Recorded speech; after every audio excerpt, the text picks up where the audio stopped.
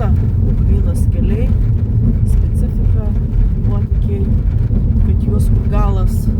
Tai buvo pirma diena, važiuojant link Pakrovsko, kai savanoriams buvo išdalintos šarvinės liemenės ir šalmai. Pakeliui savanoriai matė jau šachedų medžiotojus, bandančius numušti skrendančius šachedus, bet tokių kažkokių tai rimtesnių situacijų neturėjom.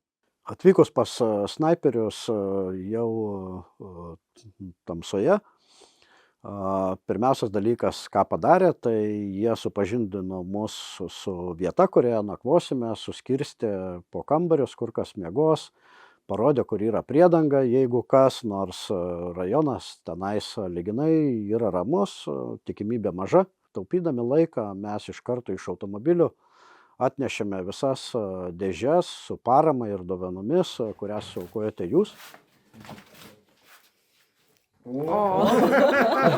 Самый классный. Это литовская компания «Kauno grūdai». Каунасське зерно. Зі святами дякуємо за вашу силу і захист. Слава Україні! Ir tada savanoriai ir mes pradėjom uždavinėti tokius klausimus dėl būsimos paramos, ko jiems trūksta, ko jiems dar reikėtų.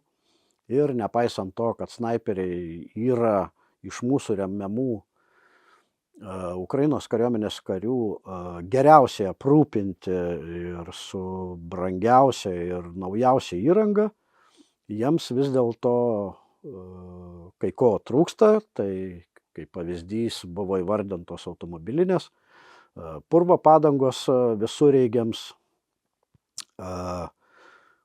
parakas, nes snaiperiai savo šovinius gaminasi, užtaisinėja patys, jie nenaudoja gamyklinių šovinių.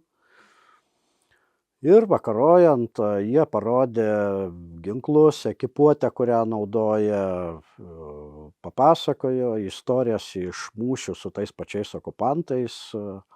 Ir apie 12 valandą visi nuėjome miegoti, nes rytą 9 jau turėjome būti autoservise dėl mūsų sugedusio Peugeot Boxerio.